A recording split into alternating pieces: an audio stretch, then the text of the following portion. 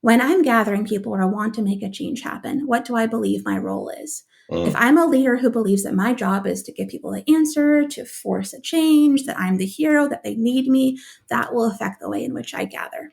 So using this model, I've been able to sort of diagnose entire cultures of companies, given how they approach change and what they believe about their employees.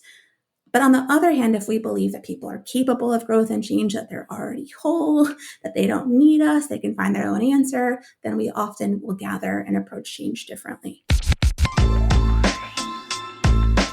Hey everybody, welcome to the show. This is Brave New Work, a podcast about reinventing our organizations and the search for a more adaptive and human way of working. I'm Aaron Dignan, and I'm joined by my co-host Rodney Evans. Hey everybody. And we are also joined today by Lindsay Kaplan, a communication strategist helping organizations enhance the way they gather for the effect that they want, and the author of the forthcoming book, The Gathering Effect. Lindsay, welcome to the show. Thanks, Aaron. Hey, Rodney. Hey. On today's episode, we're going to talk about exactly that, how to use gatherings to make change. But before we do that, we will make a little micro change with a check-in. Let's do it. Also, we might have to ask Lindsay her view on check-in rounds as a gatherings expert. But first, we're going to do one. So we will begin this episode, like all the episodes, with our check-in question for today, which is, what is your favorite kind of lazy day? When you've got a whole day unfolding in front of you to just be lazy, what's the platonic ideal of that thing? Let's go Aaron, then Lindsay, then me. Okay. I think rather than paint the picture of the whole day, I'm just going to say that if I'm not eating food off of my chest, I haven't fully succeeded in the lazy day. And if it's on a plate, that's me doing well. I'm picturing like the Chipotle burrito. Yeah, just like balance. My chest is where the food rests, and that's how I know I'm being lazy. Gross. You're welcome. Lindsay. You asked. I did. That is great. I think for me, honestly, it's probably watching the Friends reunion on HBO Max for the 5th or 6th time. Wow. Consecutively on the couch. Mm-hmm. And really, I think that is my final answer. Well, I'm glad to have that recommendation. I haven't seen it. Mm. Oh, Rodney, come on. That's a trip. I trust you. I trust you, Lindsay Kaplan, and I will watch that thing. For me, mostly it is being able to do minimum things, but do them all outside. I want to eat outside. I want to crossword outside. I want to snuggle my dogs outside. I just want to be outside on a nice day with no agenda, doing all of my activities, though they are limited, in the sun. You're basically living outdoors. I prefer to be living outdoors. Yeah. That's the truth. Okay. So today's topic is about gathering, but specifically about using gatherings to make change. And so let's start by asking you, Lindsay, what do you mean when you say gathering? Sure. Yeah. So gathering is a communication skill. And I view gathering as bringing people together to match a message with a moment. So it's less of a dinner party or simply a meeting, and more I'm bringing an idea or a piece of content to share with people at a specific moment in time. So in our companies, there's lots of examples, right? There's town halls, all hands, offsites, manager training classes, new hire orientations, conferences, etc. These gatherings are happening all the time, whether they're virtual or in person. Got it. That makes sense. Let's dig into the gathering effect then. So what is the gathering effect when people think of their gathering and what they hope will happen? What does the actual effect more often look like? Sure. So let's take a step back first. So I look at gatherings as the most common tool to spark movement or change in our companies. Mm-hmm. When we want people to do something differently, we tend to start by bringing them together, by gathering them. Yeah. So we all have this tool, right? But we can create different effects depending on how we use it. We all have a hammer, but we can use it for different things. So part of what I teach organizations to do is to start with the effect that they want first, rather than just the content that they want to share, which is a bit novel or different for folks, a different way of thinking. Mm-hmm. And there tend to be 4 effects that we can achieve. There's compliance. So your typical kind of check the box. People do what they're told. There's informing. So we share information, or, to use an analogy from music, the audience will listen to your song. Mm-hmm. There's entertaining. which is what we know it means, or the audience will sing the song with you. And then there's engagement, which is to generate new thinking, buy-in, ownership, perhaps some behavior change. And that's when people don't just sing the song with you, but they share it with other people. So I'd say most people tend to think they want engagement. That may not be what they really need. And part of the work is figuring out what the effect has to be. But the challenge I found is two. One, there's a gap in what people conceive in the gathering and then how it's perceived. So oftentimes leadership will be engaged about the change already, but the way that they conceive the gathering leaves people feeling like it's compliance. And the other challenge is that we tend to think the reaction is enough to say, yep, that was engagement, that worked, when really it's the results that we're after. You know, you and I sort of met because we shared this space in terms of workshop design and facilitation and things like that.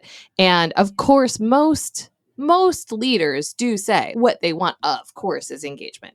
Right. And my question to you, the entertaining outcome feels very straightforward to me. The compliance or informing effects of a gathering.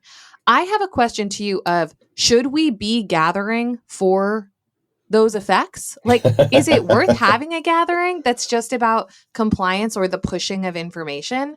What do you think about that? That's a great question. The motto I tend to follow is we want to pull people together and push them apart. So if we need their buy-in and ownership, then we want to pull them together. If we're just pushing information, so compliance or informing, especially in a virtual world, we can rely on asynchronous communication. So I think we can gather for all different effects, but if you want the most bang for your buck, I would save it for when we really need engagement.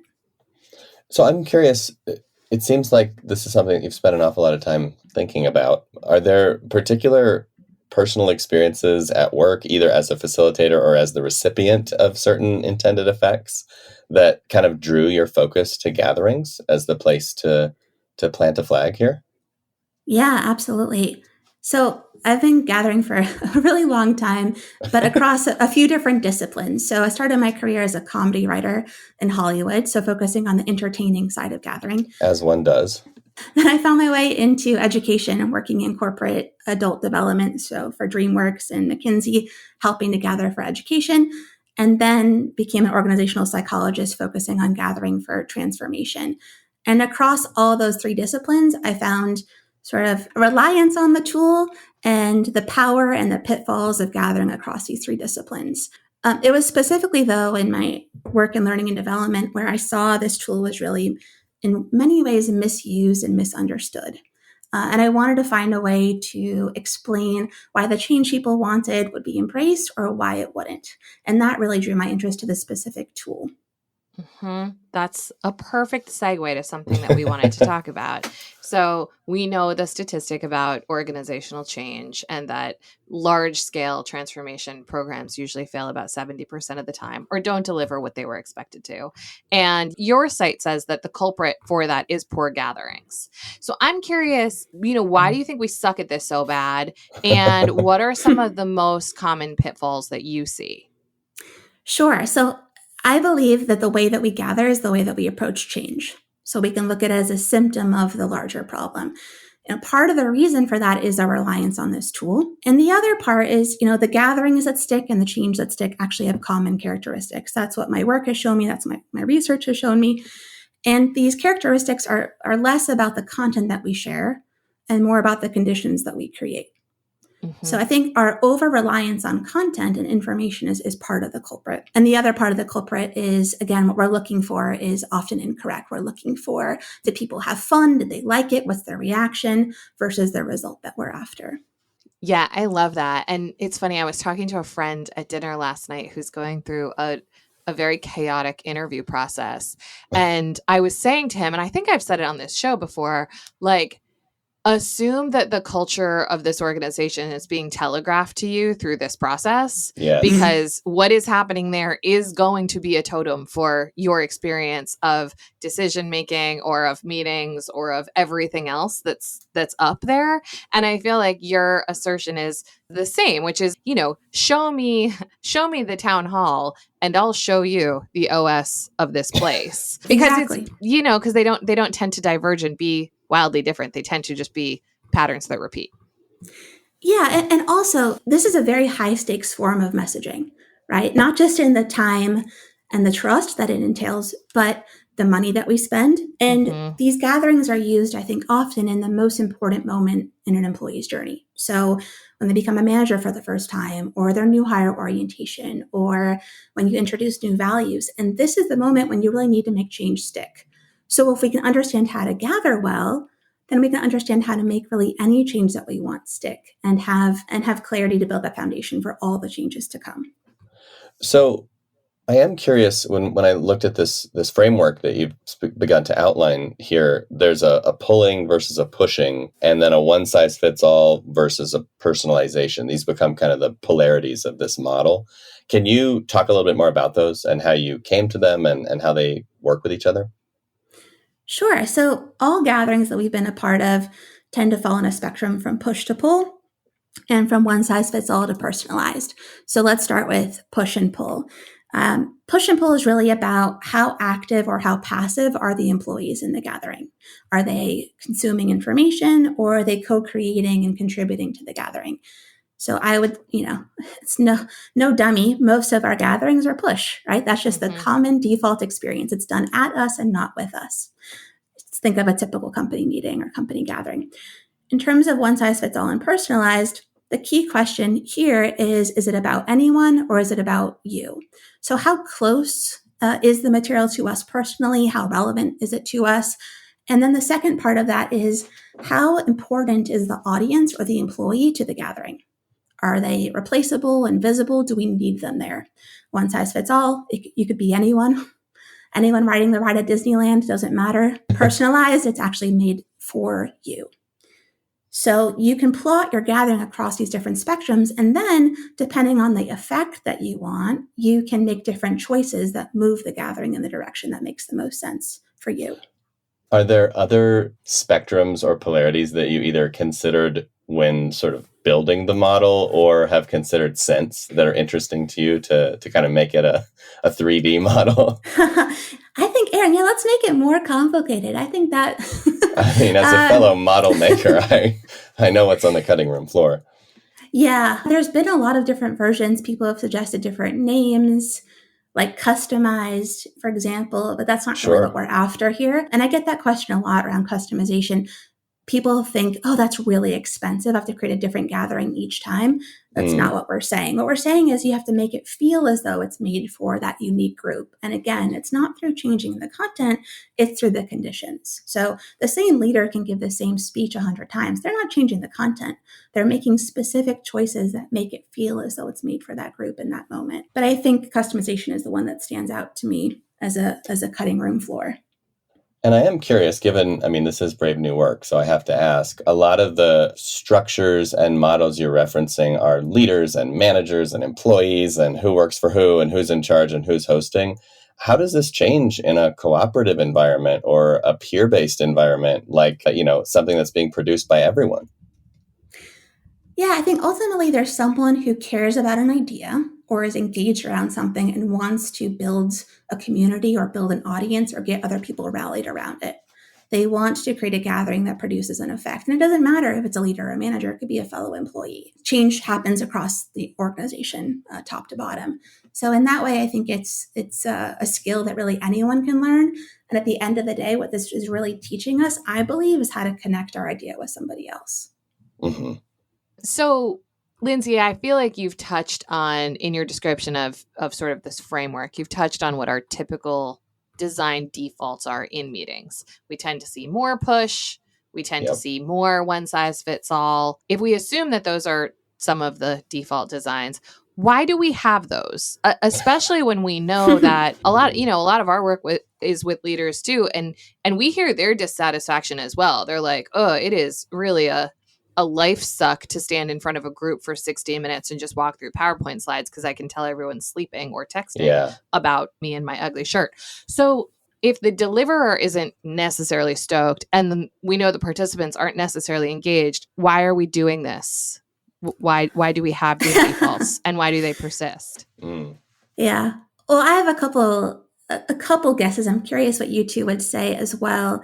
I think one of them is honestly the way that we were raised in some of our educational institutions, meaning the formula is we sit and we listen and someone talks, and we're there to just sort of learn by being a consumer of information. So we do what we're taught. That's one. I think two, maybe a bit more controversial, is our mindset, meaning when I'm gathering people or I want to make a change happen, what do I believe my role is? If I'm a leader who believes that my job is to give people the answer, to force a change, that I'm the hero, that they need me, that will affect the way in which I gather. So using this model, I've been able to sort of diagnose entire cultures of companies, given how they approach change and what they believe about their employees.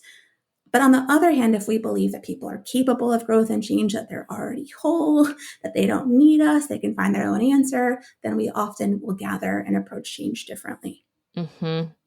Yeah. But what do you all think? I mean, my first reaction is that we tend to do two things in organizations. One is that we don't preserve enough time to prepare to do anything interesting or different or clever in this space. So what literally happens is the gathering sneaks up on us. And given the amount of email and other meetings and other responsibilities and hitting the quarter that's going on, it does feel like, I'm just going to phone this one in. And the move I know, to your point about habits and norms, the move I know is like just whip out the deck and talk at everybody. And then I think ego plays a huge role. I really do. I think people like to hold court. They like to hear their own voice. And it feels like, my job is to stand up here and rah the troops. That's so funny. I have a totally different take. I think it's the inverse of what you said. Cool. So I feel like speaking in front of groups, and I know that's not the only kind of gathering that we're talking about, but I think in this example, that's where both of our minds went. I think it feels risky to leaders. And what I see is that there's over preparation. It's like, let's look at the slides 400 times. Yes, I'm scared to be in front of these people, but what's not scary is looking at the deck again. So I think like people fall into that thing where they think, if I can control this content and like the formatting of these bullet points, I will somehow reduce the fear of being up there. And I think what's scary about being up there is manyfold. But one of the things that I think is the scariest, besides just, natural fear of public speaking and scrutiny and things like that, is that there's a level of transparency when you're a leader in front of a large group that many leaders protect themselves from necessarily having to live in very frequently. And so it's like in microcosms, you can be slipperier. Like I can say one thing to you on Tuesday. I can say something else to Lindsay on Wednesday. When I'm up there in front of a town hall of people or my all hands meeting, everybody is hearing the same thing and they're comparing notes. And so I think leaders really struggle with what is a message that is meaningful in some way, that's not just like so sterile and nothing that it says nothing, which is most of what we get. Yep. And what is something that I can live with? Because if I say it here, people are going to hold me to it. Don't screw it up. Don't screw it up. So I think it's perception of risk and fear and like lack of ability to sort of pivot and steer. But I also think that it usually highlights like a deep mistrust in the organization. I mean, how many times have we all been in a conversation with a leader prepping for something like, a workshop or an Ask Me Anything, and they want the questions pre-scripted because they're so quote unquote worried about what people are going to ask them. I'm like, who do you think these monsters are that are going to stand up in the middle of an auditorium and be like, how much money did you make in stock options last year? You know what I mean? Like human beings generally are not super want to show up power figures in front of everyone. I mean, it certainly happens, but I wouldn't say it's the norm. But whenever we talk about doing things that feel more emergent in nature or more cooperative or more participatory, I often hear that pushback that's like very worst case scenario thinking about what someone in the audience might get up to. What I'm hearing you say, Rodney, is that people are afraid to give up control. Totally. If you all like what you're hearing, we would so appreciate a review. We read them. We love them. We send them to our friends and family to tell them we're not wasting our lives. So please do leave us one or forward our show to someone who needs it. So jumping off from where we just were, Lindsay, I'm very curious about more specific moves. So now we have a sense of what are the effects that we're designing for. But if we're actually going to design this gathering, what are some of those meeting moves that you've noticed, developed, curated through this work? Sure. So I think it again goes back to the effect that we want. Let's assume for this example that we want more pull and personalize. We want more engagement. So let's start with pull moves. And what pull moves really are helping people, meaning the employees in the gathering, be more active instead of passive. So the gathering is being done with them and not at them. I think one of my favorite moves is to give people a role from the beginning or a sense of ownership of the gathering.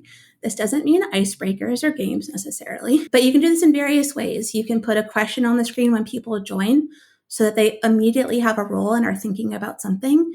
You can give folks a prompt to pay attention to as the gathering goes on, or if you can find a way to give people a choice, meaning if you are launching your new values, say, choose one that resonates with you and do X, Y, and Z.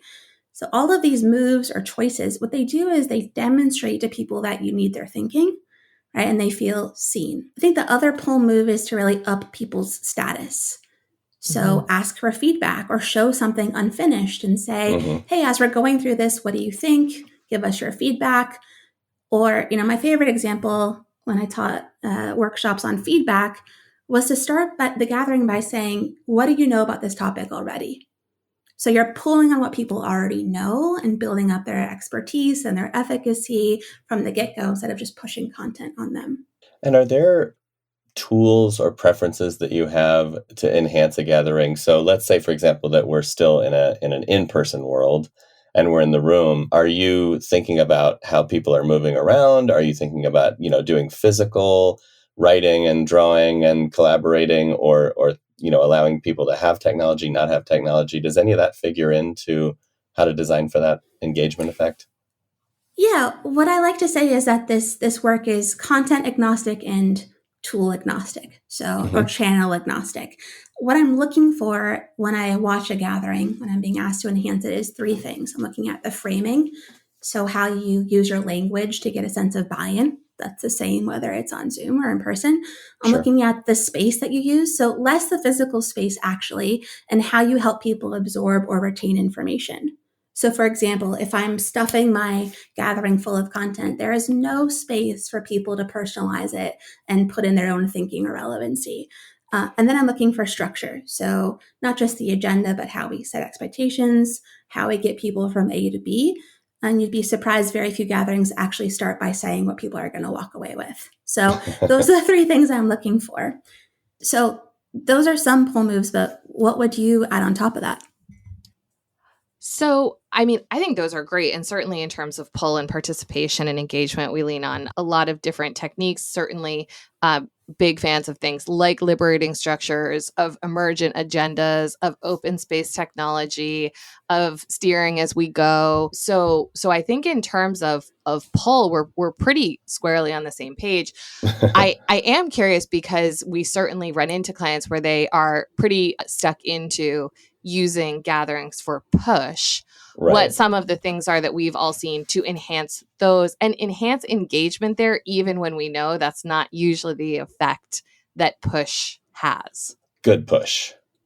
Yeah. So I one of the things that I started doing a few years ago, if I had a leader that say wanted to do a strategy review, was to ask that they send it beforehand and hold a lot of time for rounds and use rounds for questions and rounds for reactions, which is a pull move, shoved into a push meeting. But what I find is that asking participants to do something like that sort of moves the strategy push from like Charlie Brown adults to, oh, this is something that I'm going to listen to because I'm going to be asked to form an opinion about it.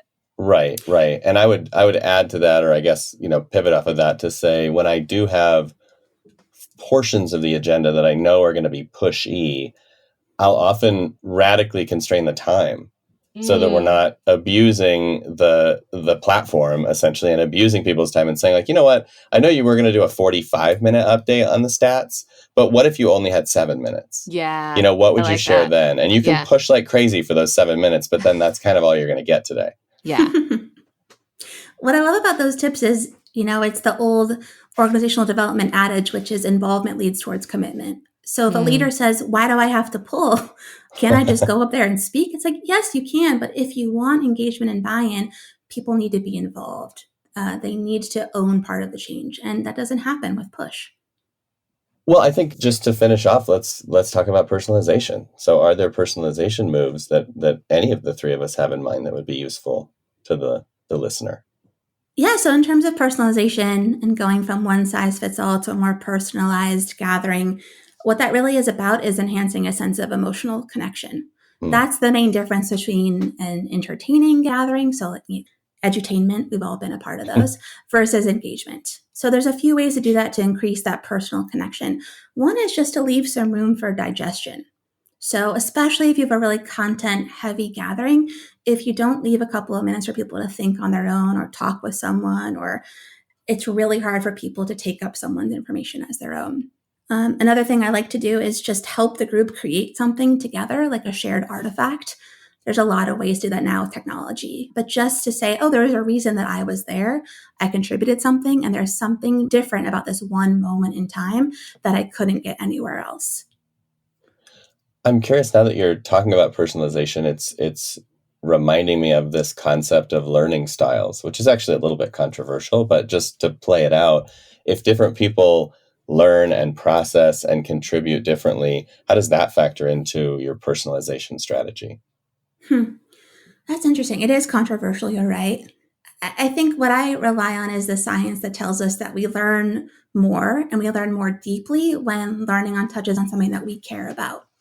So that's the personalization that I'm after, those critical incidences, those personal needs where I find out what's at stake for the people in the room and then connect my content to their need. That's really what I'm after. In terms of learning styles, sure, someone can digest by talking to somebody else, by writing, by thinking, by having something kinetic or tactile. All of those are options and choices that we can give folks. So I think we have played around, probably in my case, unwittingly or without really being informed.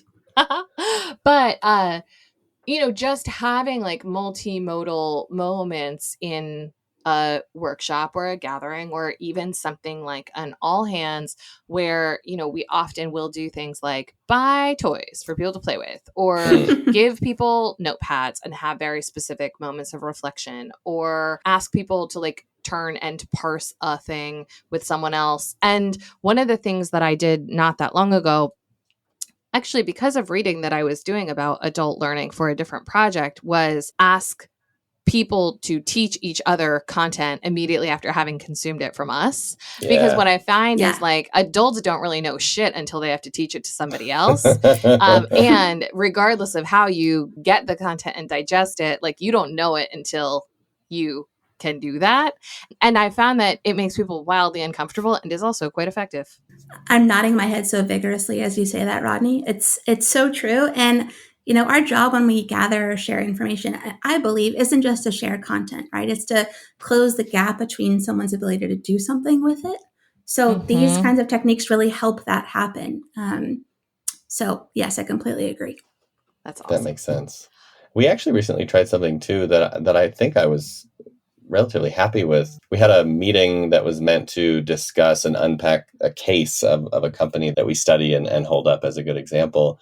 And we knew that we had a bunch of busy executives coming into it. So what we actually ended up doing was sending them 3 different forms of media to choose their own adventure. So it's kind of like you can watch the video or read the white paper or listen to the podcast. Cool. And then we're going to come together and have more of a engagement, personalization type conversation. But by sort of meeting them with those different learning styles, we definitely you could just tell that folks had dove into different components and had different parts of the story, which was kind of fun.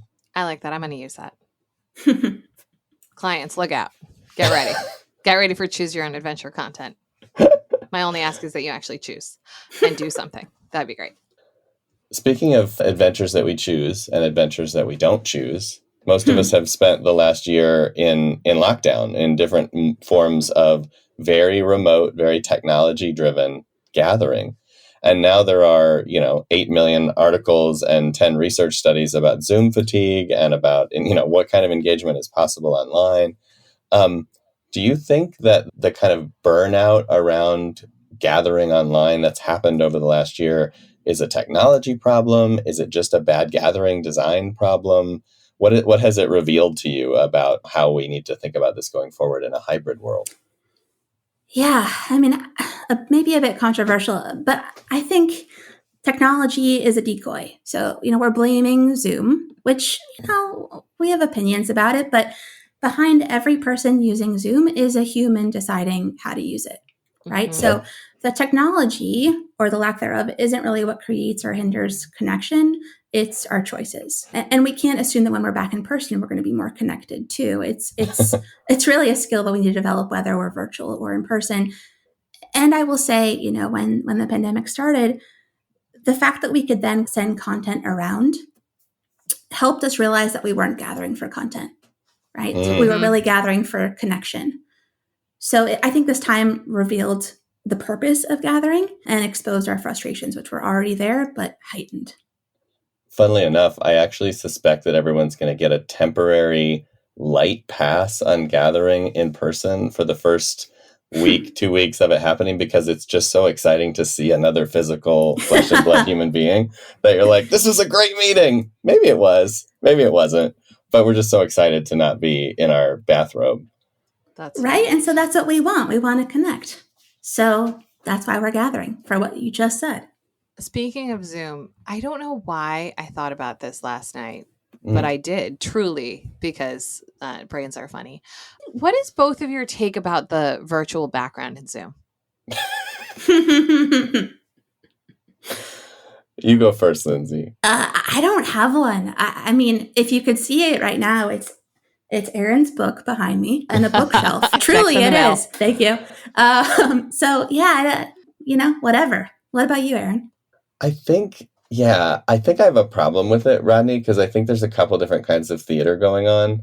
So one of them is don't see my real life, right? Mm-hmm. Like I'm not a real person. I'm a head in the void. And I do wonder about, I understand, like, not everybody has the house set up where they can have like a perfect 4K shot of themselves. And I literally know people that are super smart and talented who are doing calls from like a laundry room. Mm-hmm. So I get the need to sort of professionalize it a little bit. But at the same time, it feels like a lot of folks are doing it to contain that vulnerability. And so I have some thoughts about that. And then I also, the one that really gets me, though, I don't know how you feel about this, is the like corporate mandated background where like we're all lemmings in the, Acme Corp world. And so everybody has the stupid purple Acme Corp background. If the team chooses to do that for its own solidarity, I guess cool with me, but it doesn't feel like that. It feels like another compliance procedure. What do you think? Well, it's interesting to me. You're making me think. We've been working from the most personalized place possible for the last year and a half, right? Which is our home. So if we're having to put the corporate background on, then are we squashing that sense of personalization at all? It's just interesting to think about. Yeah. Yeah. I strongly dislike them. And there are a couple of reasons. One is because I totally take the point about, perhaps people are in situations that they just are embarrassed for other people to see, in which case I'm like, do your thing. I totally get it. But I don't think that that's the majority of cases. Like, I think especially because a lot of times when I get on a call with someone, the virtual background isn't on yet. So I can see that they're sitting in an office and then they put it on. And like, I think it's a weird scrim over people's real lives that I think is, I don't like that people either feel obligated to do it or feel like they should hide the fact that they like have a home. But then also, and potentially for me, what is offensive about it, or can be, is I get a really bad headache looking at them. Yeah. So there's something about having the human head, face, shoulders over this thing that doesn't like catch. I don't know if it doesn't refresh as quickly. I don't understand technically what's going on, but I had never had a migraine until this year. And part of it was stress related. And part of it was because for a period of time, I was on calls almost all day with people who exclusively used moving virtual backgrounds. Yes. And the doctor was like, this, I'm seeing this a lot. She specifically asked me, how much time do you spend on Zoom? How frequently are people using virtual backgrounds that move? And 100%. I was like, all day. It's the same effect that happens when people are wearing the Oculus too much. You're effectively messing with your visual cortex, because nowhere in nature would you ever see that. Yeah, exactly. So I just feel like I wish, it's like I'm delighted when someone's like cat walks across the keyboard, or their kid comes in and is like, Mom, I want to go to Jeff's house. I'm like, that's cool. Yes, we're people. yes. It's fine. Let's go to Jeff's. So I don't know. That was a bit of an aside, but it occurred to me last night and I wanted to know what you all thought. Love it. So I guess to wrap up, I'm curious about who are the masters of gathering? Like, where do we look for inspiration in this space? If we want to get ideas and be inspired, where would you look? Where do you go to get ideas? Yeah, part of the reason why I became interested in this topic is because I saw these commonalities across the disciplines I've worked in. So entertainment and education and business. So comedians, musicians, professors, they're really good at matching a moment with a message to help people be affected, to feel, be moved, be changed, etc. So that's honestly where a lot of my lessons come from. Specifically, Hannah Gadsby is a comedian. You know Hannah Gadsby? Mm-hmm. Yeah. Yeah. So I think she's a master at gathering, not just in helping people laugh, but helping them feel something. She did this in her most recent comedy special when I went to see her live. She walked on stage and she said, "Hey, so listen, my show isn't done. I need to cut about a minute or two. I'm going to look to you, audience, to tell me what I should cut." And in just that one line, she pulled people in. She told them that their voice mattered, that they had a role. She gave them some ownership. She didn't change her content. She just made one move. And then everyone was bought in. And I think, again, it's not about this, so much effort. It's just about these little choices that help gatherings be something that we do together, not just at people. I saw a comedian once who had a similar kind of bit. And what he would do is when a joke didn't go great, he actually pulled a note card out of his pocket and sort of surreptitiously crossed off something on there and looked a little bummed and then put it back in his pocket. And it was hilarious. What it shows is that they're listening, right? And that's why people want to gather, to know that their voice is important. Otherwise, I could watch this on my own later. Well, that seems like a pretty good place to draw things to a close, because this is a form of gathering. It's a little bit one way, but we could make it more two-way, audience, if you want to. Lindsay, where can our listeners find out more about you and your work? Yeah, thanks for asking. So you can find me at gatheringeffect.com. Perfect. And pre-order that book, yeah? Sure, absolutely. On the way. Awesome. Lindsay, it was so awesome to have you. And personally, I'm just so glad to hear your voice and giving you a virtual hug. Aw, back at you, Rodney. So fun. Thank you both. Absolutely. We'll do a quick tip of the hat to Taylor Marvin for making us sound good every week. Brave New Work is produced by The Ready, where we help organizations around the world change the way they work and gather. Get in touch with us by emailing podcast@theready.com. And as for you, thanks for listening. Now go change something.